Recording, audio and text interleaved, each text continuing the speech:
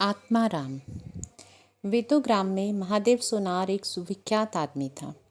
वह अपने साइबान में प्रातः से संध्या तक अंगीठी के सामने बैठा हुआ खटखट किया करता था। यह लगातार ध्वनि सुनने के लोग इतने अभ्यस्त हो गए थे कि जब किसी कारण से यह बंद हो जाती तो जान पड़ता कोई चीज़ गायब हो गई। वह नित्य प्रति एक बार प्रातःकाल अपने तोते का पिंजड़ा लिए कोई भजन गाता हुआ तालाब की ओर जाता था। उस धुंधले प्रकाश में उसका जर्जर शरीर, पोपला मुंह और झुकी हुई कमर देखकर कोई अपरिचित मनुष्य को उसके पिशाच होने का भ्रम हो सकता था। ज्यों ही लोगों के कानों में आवाज़ आती, सत गुरुदत्त शिवदत्त दाता, लोग समझ जाते कि भोर हो गई। महादेव का पारिवारिक जीवन सुखमय ना था। उसके 3 पुत्र थे, 3 बहुएं थीं, दर्जनों नाती पोते थे, लेकिन उसके बोझ को हल्का करने वाला कोई न था। लड़के कहते, जब तक दादा जीते हैं हम जीवन का आनंद भोग लें, फिर तो यह ढोल गले पड़ेगी ही। बेचारे महादेव को कभी कभी निराहार ही रहना पड़ता। भोजन के समय साम्यवाद का ऐसा गगन भेदी निर्घोष होता कि वह भूखा ही उठाता और नारियल का हुक्का पीता हुआ सो जाता। उनका व्यावसायिक जीवन और भी अशांतिकारक था। यद्यपि वह अपने काम में निपुण था, उसकी खटाई औरों से कहीं ज़्यादा शुद्धिकारक और उसकी रासायनिक क्रियाएं कहीं ज़्यादा कष्ट साध्य थीं। तथापि उसे आए दिन शक्की और धैर्य शून्य प्राणियों के अपशब्द सुनने को पड़ते थे। पर महादेव अविचलित गांभीर्य से सिर झुकाए सब कुछ सुना करता था। ज्यों ही यह कलेश शांत होता, वह अपने तोते की ओर देखकर पुकार उठता, सत गुरुदत्त शिवदत्त दाता। इस मंत्र को जपते ही उसके चित्त को पूर्ण शांति प्राप्त हो जाती थी। एक दिन संयोगवश किसी लड़के ने पिंजड़े का द्वार खोल दिया। तोता उड़ गया। महादेव ने सिर उठाकर जो पिंजड़े की ओर देखा तो उसका कलेजा सन्न से हो गया। तोता कहाँ गया? उसने फिर पिंजड़े को देखा। तोता गायब था। महादेव घबरा कर उठा और इधर उधर खप्रेलों पर निगाह दौड़ाने लगा। उसे संसार में कोई वस्तु अगर प्यारी थी तो वह यही तोता था। लड़के, बालों, नाती पोतों से उसका जी भर गया था। लड़कों की चुलबुल से उसके काम में विघन पड़ता था। बेटों से उसे प्रेम न था, इसलिए नहीं कि वे निकम्मे थे, बल्कि इसलिए कि उनके कारण वह अपने आनंददायी कुल्हड़ों की नियमित संख्या से वंचित रह जाता था। पड़ोसियों से उसे चिढ़ थी, इसलिए कि वे अंगीठी से आग निकाल कर ले जाते थे। इन समस्त विघ्न बाधाओं से उसके लिए कोई पनाह थी तो यही तोता था।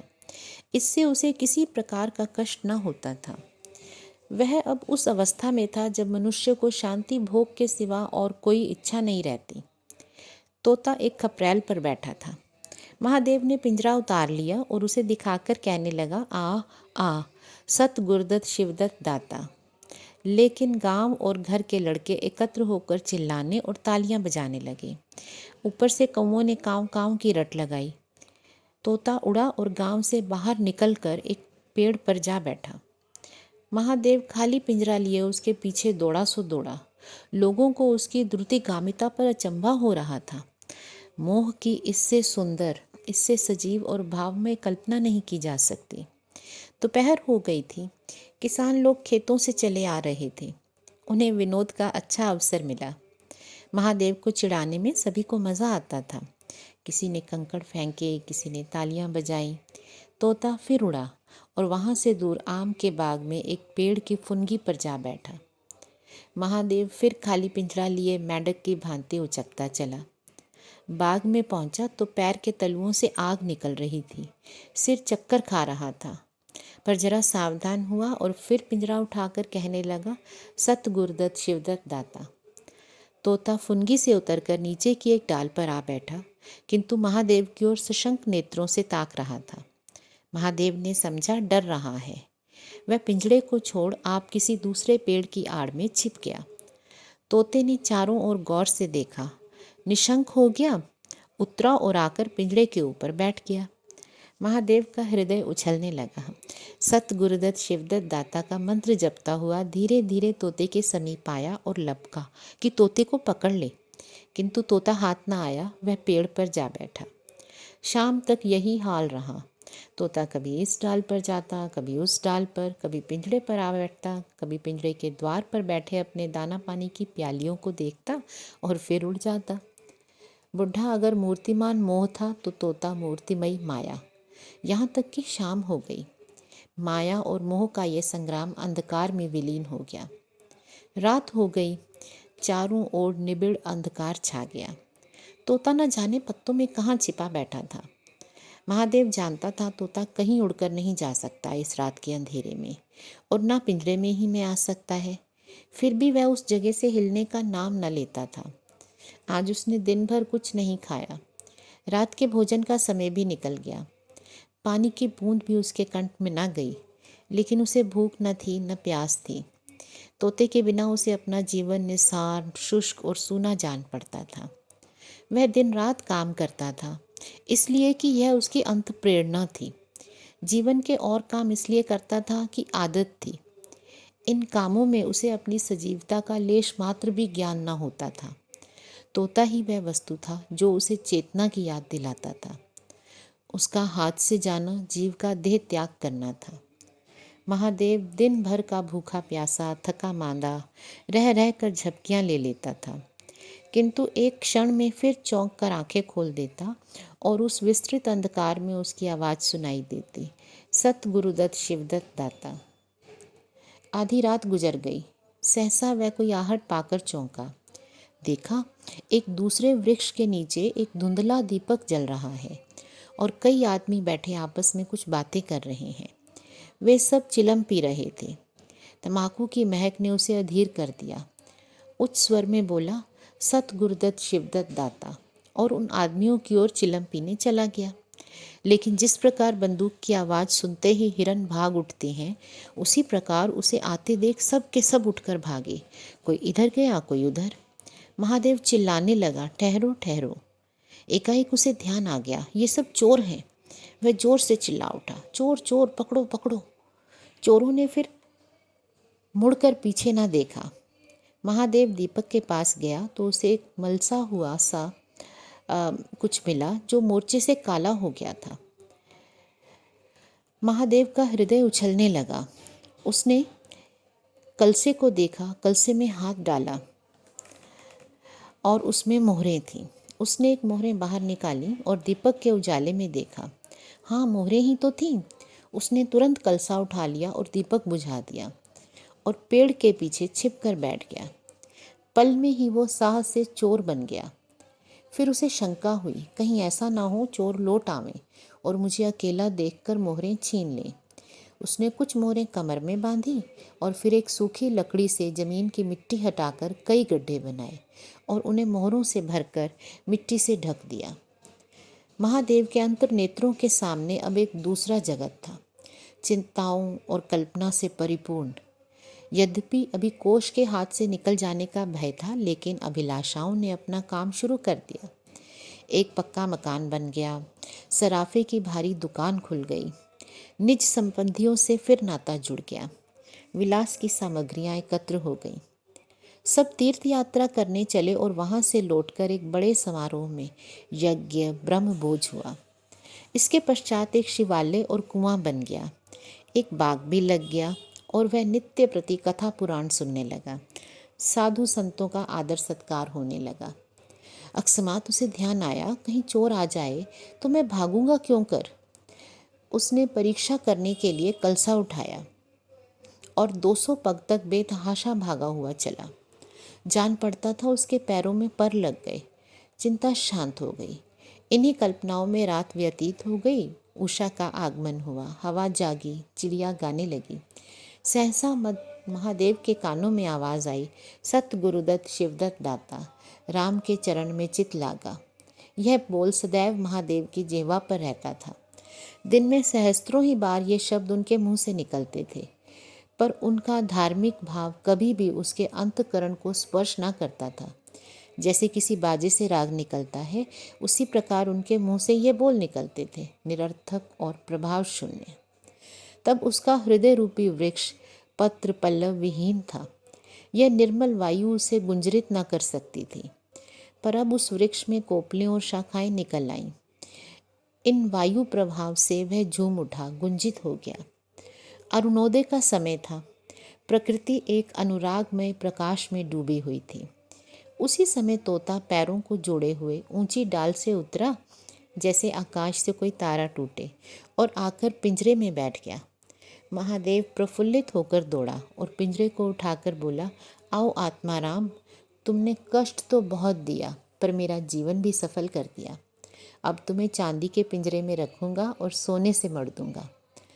उसके रोम रोम के परमात्मा के गुणानुवाद की ध्वनि निकलने लगी।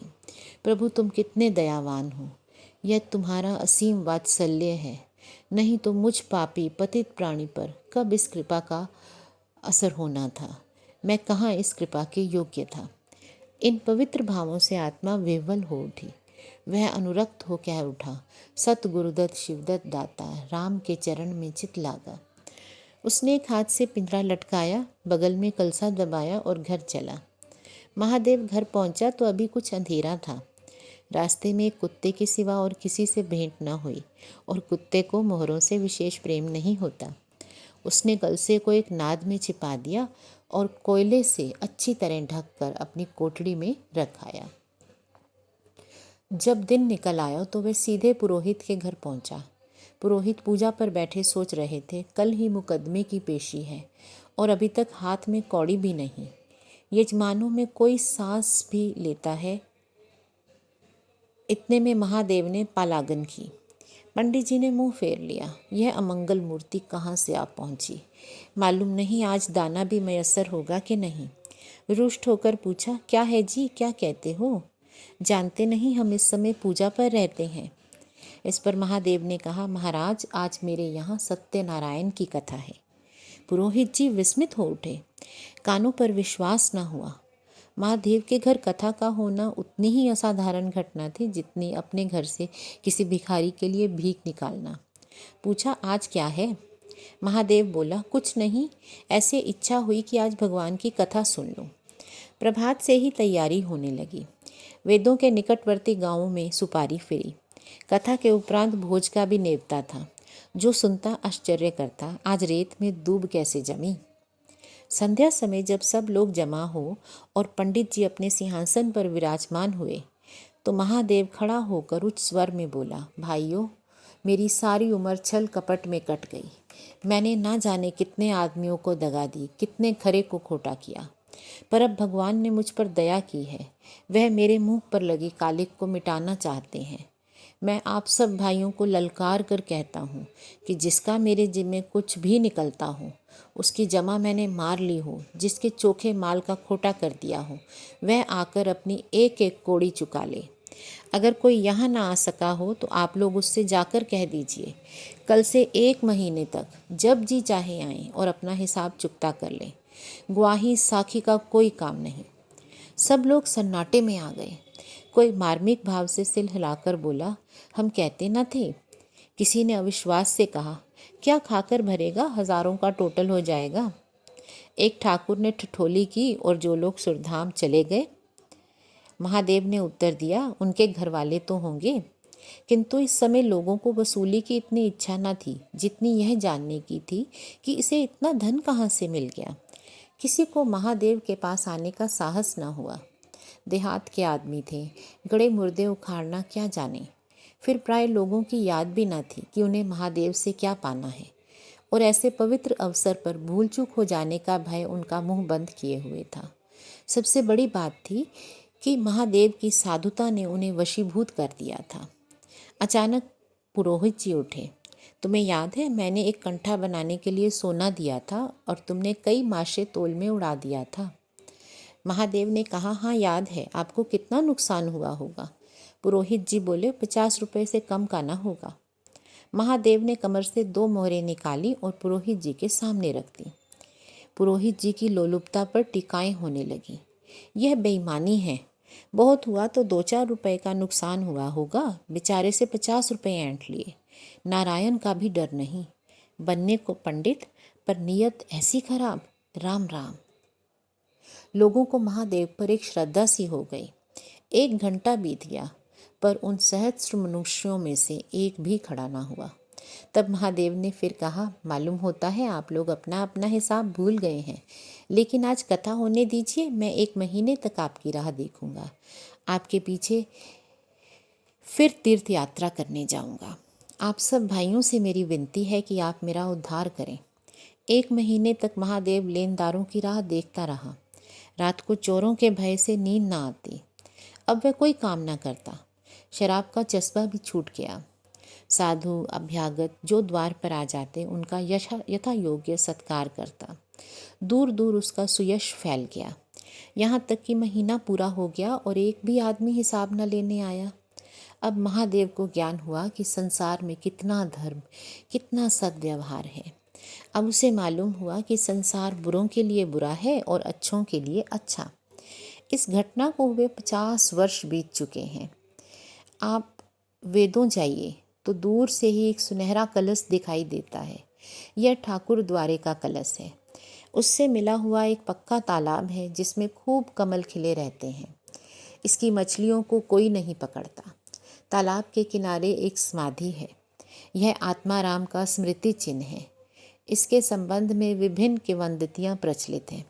कोई कहता है ये रतन जटिल पिंजड़ा स्वर्ग को चला गया। कोई कहता है वह सत गुरुदत्त कहता हुआ अंतर्ध्यान हो गया। पर यथार्थ यह है कि उस पक्षी रूपी चंद्र को किसी बिल्ली रूपी राहु ने ग्रस लिया। लोग कहते हैं आधी रात को अभी भी तालाब के किनारे आवाज़ आती है, सत गुरुदत्त शिवदत्त दाता राम के चरण में चित लागा। महादेव के विषय में कितनी ही जनश्रुतियाँ हैं। उनमें सबसे मान्य ये है कि आत्माराम के समाधिस्थ होने के बाद वह कई सन्यासियों के साथ हिमालय चला गया और वहाँ से लौट कर न आया। उसका नाम आत्माराम प्रसिद्ध हो गया। धन्यवाद।